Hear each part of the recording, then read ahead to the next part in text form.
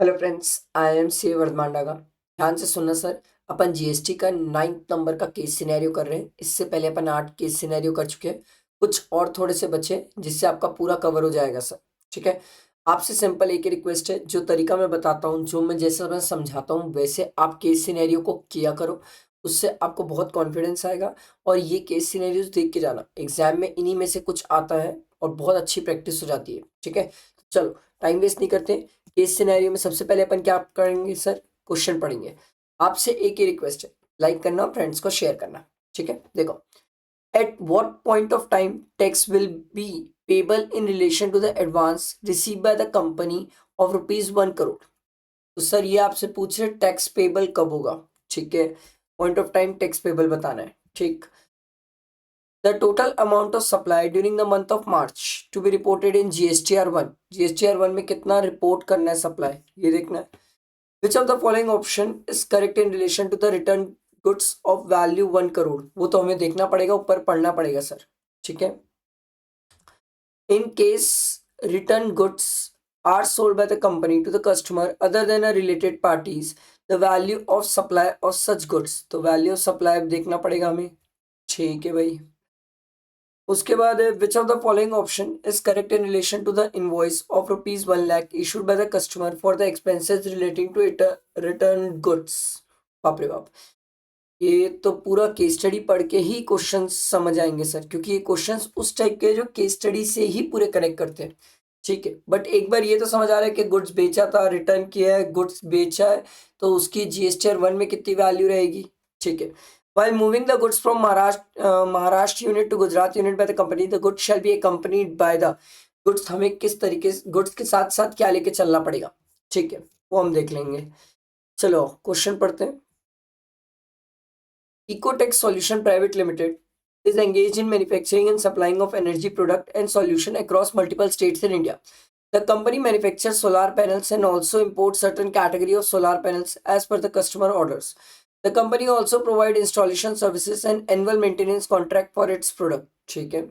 The company received an advance payment for a bulk order of the goods in March 2024, but the delivery was completed in May 2024. The amount of advance received by the company was 1 crore. Okay, तो पहला question तो यही था ना sir. At what time the tax will be payable in relation of an advance receive by the company.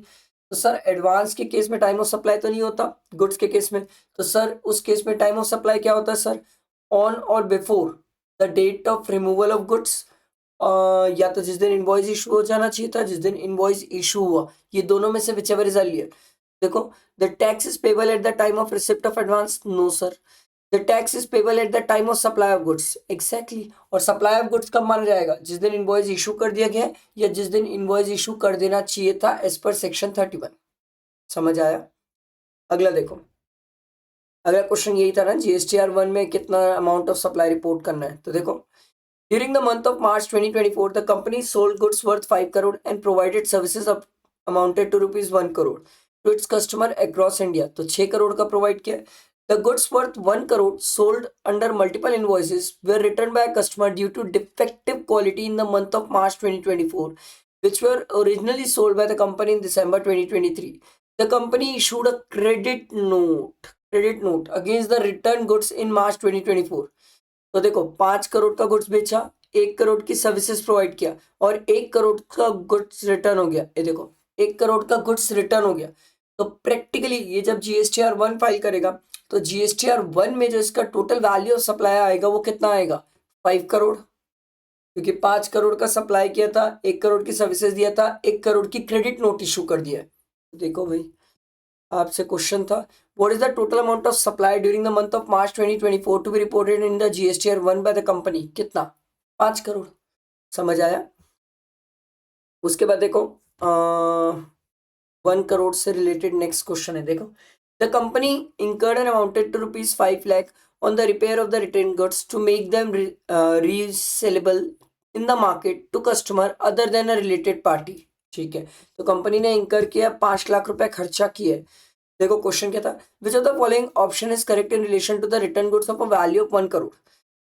Company has an option to issue a single credit note against multiple invoices. Yes sir, company चाहे तो एक single credit note issue कर सकती है।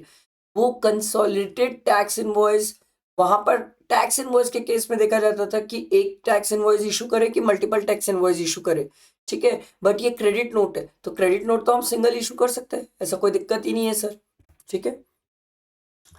उसके बाद देखो, in case of return goods are sold by the company to the customer other than a related parties, the value of supply of such goods under GST will be. Value of supply क्या रहेगी? तो simple सी बात है, देखो यहाँ पढ़ते हैं, आगे लिखा भी है। Further the customer who return the goods issued an invoice to the Gujarat unit. ये तो गुजरात यूनिट वाली कहानी चालू हो गई। तो सर ये सिंपल हो गया, ये डायरेक्ट क्वेश्चन हो गया। In case of a return goods are sold by the company to the customer other than a related party, the value of supply shall be. Value of supply क्या होगा sir? जो return goods वापस sale करेंगे, simple, सरकार ने बोला भैया उसकी जो ट्रांजेक्शन वैल्यू रहेगी, जो भी ट्रांजेक्शन वैल्यू रहेगी, और प्लस इंक्लूजन्स या एक्सक्लूजन्स जो रहेंगे, वही उसकी वैल्यू ऑफ सप्लाई रहेगी, ठीक है। आगे देखो, which of the following option is correct in relation to the invoice of 1 lakh issued by the customer for the expenses relating to return goods? देखो, expenses relating to return goods कहाँ गया? Further, the customer who returned the goods issued an invoice to the Gujarat unit of the company of rupees 1 lakh for the expenses relating to return of goods. तो customer ने invoice issue किया, ठीक है। The goods were initially sold from the Gujarat unit of the company but same way return to the Maharashtra unit. Gujarat से goods बिका था, but return अभी कहां पर हुआ है? महाराष्ट्र में हुआ है। And subsequently moved the company from Maharashtra unit to Gujarat unit. Company ने महाराष्ट्र यूनिट से गुजरात यूनिट में गुड्स को शिफ्ट किया। That is the original place of supply. The company is registered under GST in both the state, that is Gujarat and Maharashtra. तो आओ question देखो। Question ये है, which of the following option is correct in relation to the issue of in relation to the invoice of 1 lakh issued by the customer for the expenses relating to return goods. The company shall be eligible to avail full ITC. Yes, company चाहे तो full ITC ले सकती है sir. जो customer ने invoice issue किया है relating to 1 lakh rupees, वो रिटर्न गुड्स से रिलेटेड, तो कंपनी चाहे तो इसकी क्रेडिट ले सकती है। इसको एक फ्रेश सप्लाई जैसा मान लिया जाएगा और अलग से ट्रीट किया जाएगा सर, ठीक है, क्योंकि यहाँ पर कस्टमर खुद इनवॉइस इशू कर रहा है कंपनी को, ठीक। तो कंपनी इसकी क्रेडिट ले सकती है, कस्टमर इसको आउटवर्ड सप्लाई के सेंस में देखेगा।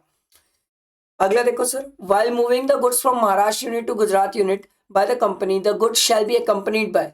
सर महाराष्ट्र यूनिट से गुजरात यूनिट लेके जा रहे हो सर, आप महाराष्ट्र में तो रिटर्न किए थे उन लोग, इसको आप गुजरात लेके जा रहे हो, तो सरकार बोलती है भैया इस केस में आपको क्या करना पड़ेगा? ये तो शेड्यूल 1 में डीम सप्लाई है, और डीम सप्लाई है तो आपको फ्रेश इनवॉइस इशू करना पड़ेगा। तो देखो, ओरिजिनल इनवॉइस से तो मतलब ही नहीं है। Goods issued by the returning customer to the Gujarat unit, ये इनवॉइस से मतलब ही नहीं है।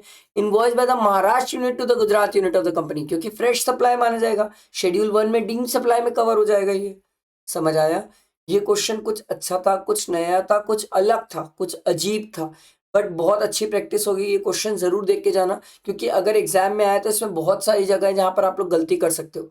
आई होप मैंने आपको समझाया होगा, आपको समझ आया होगा। फ्रेंड्स को शेयर करना, लाइक जरूर करना। ऐसे ही और केस सिनेरियोज जो बचे हुए हैं वो मैं आप लोगों के लिए अपलोड कर दूंगा जितना जल्दी हो सकेगा सर, ठीक है। चलो, थैंक यू।